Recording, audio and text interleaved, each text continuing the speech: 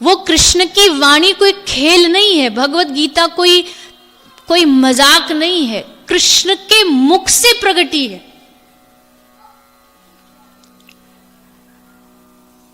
धर्म क्षेत्रे कुरुक्षेत्रे, धर्म क्षेत्र है, कुरुक्षेत्र की भूमि है, चारों तरफ योद्धा खड़े हैं। योद्धा भी कौन, एक से बढ़कर एक, जिनके नाम से ही पृथ्वी कांपने लगे। दादा भीष्म, द्रोणाचार्य, कृपाचार्य, पांचों पांडव।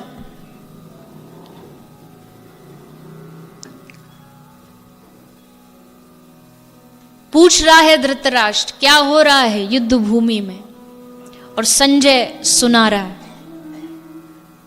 कहते हैं इस दुनिया का सबसे पहला कोई कमेंटेटर हुआ तो वो संजय हुआ, जो कमेंट्री कर रहा है बैठ के, सब कुछ देख रहा है और धृतराष्ट्र को सुनाते जा रहा है क्या हो रहा है। अब धृतराष्ट्र बार बार पूछता है और संजय सुना रहा है। बोले महाराज अभी अर्जुन खड़ा तो है पर कुछ डरा डरा सा लग रहा है, कांप रहा है, अर्जुन के पसीने छूट रहे।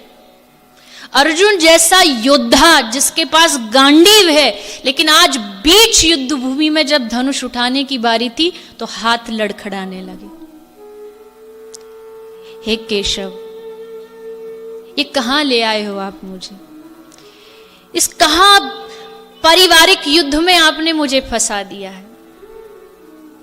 मैं नहीं चाहता था ये युद्ध हो, और मैं आज भी नहीं चाहता ये युद्ध हो, क्योंकि प्रभु मेरे सामने जब मैं आंख खोल के देखता हूं तो मेरी आंखें शर्म से झुक जाती है कि तू चंद राज्य के टुकड़े के लिए किन से लड़ रहा है, अपने गुरु से। द्रोणाचार्य खड़े हैं, अपने बड़े भाइयों से। प्रभु जाने दो ना, क्या लेना देना मुझे राज्य का, दे दो इनको वापस, मुझे नहीं चाहिए, चलो रथ घुमाओ घर वापस चलते। थक गया है अर्जुन, बिल्कुल निराश। अब ध्यान से सुनिए, भगवत गीता क्या है? भगवत गीता केवल एक ग्रंथ नहीं है।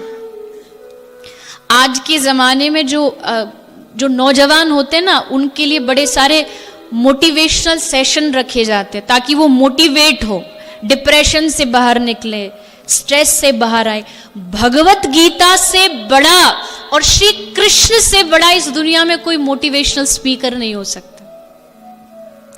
ऐसी अद्भुत वाणी। पहला ही शब्द क्या उपयोग किया? क्लेब्यम। क्या नपुंसकों जैसी बातें कर रहा है अर्जुन? तो क्षत्रिय होकर के, क्षत्रिय का धर्म क्या है? युद्ध करना, और तू घबरा रहा है, कांप रहा है, वापस मुड़ रहा है। चल उठा धनुष। ये युद्ध धर्म का युद्ध है, ये युद्ध न्याय का युद्ध है। बात ये नहीं है कि राज्य का टुकड़ा कितना है, बात ये है कि तुझे न्याय के लिए लड़ना है, तुझे अन्याय के विरुद्ध आवाज उठानी। और फिर ऐसी वाणी निकली है श्री कृष्ण के मुख से। भगवत गीता के 18 अध्याय, एक एक रत्न है ये भारतीयों के पास। भगवत गीता एक एक शब्द श्री कृष्ण का। उस समय जब अर्जुन हार गया, थक गया, तो कृष्ण ने सहयोग किया।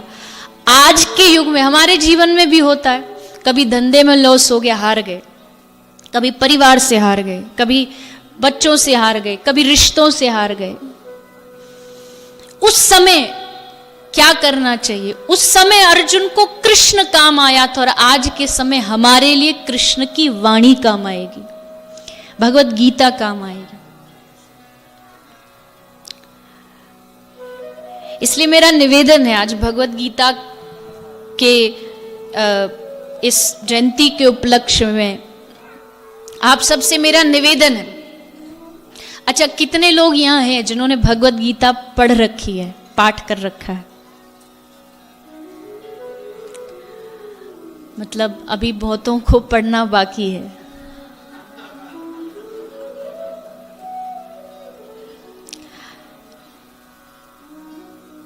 हम अपने आप को हिंदू कहते, सनातनी, और सनातनियों का मूल ग्रंथ ही भगवत गीता है। अगर पूरे वर्ल्ड में भी आप किसी से पूछोगे, मुस्लिमों का ग्रंथ कुरान, सिखों का गुरु ग्रंथ साहिब, क्रिश्चियनों का बाइबल, और जब हिंदुओं की बात आएगी तो कहेंगे गीता। कोर्ट में कहते हैं ना, मैं गीता पर हाथ रख के कसम खाता हूं, जो भी कहूंगा सच कहूंगा और सच के सिवा कुछ भी नहीं कहूंगा। अब वो बात अलग है, कलयुग है तो भले कसम खा लेते फिर भी खूब झूठ बोलते हैं।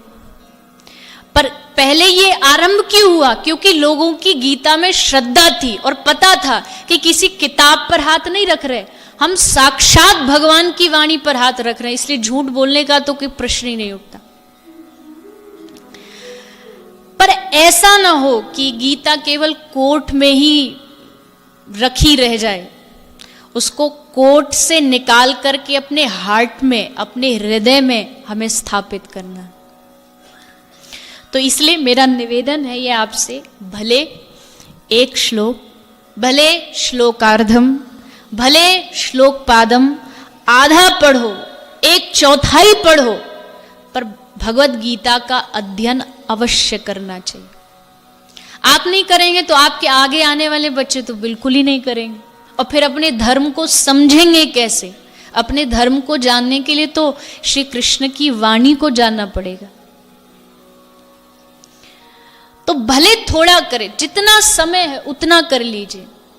अरे मैं तो कहूं, कई घर तो ऐसे भी होते हैं हिंदू होकर के उनके घर में गीता मिलती नहीं है, भगवत गीता नहीं होती घर में।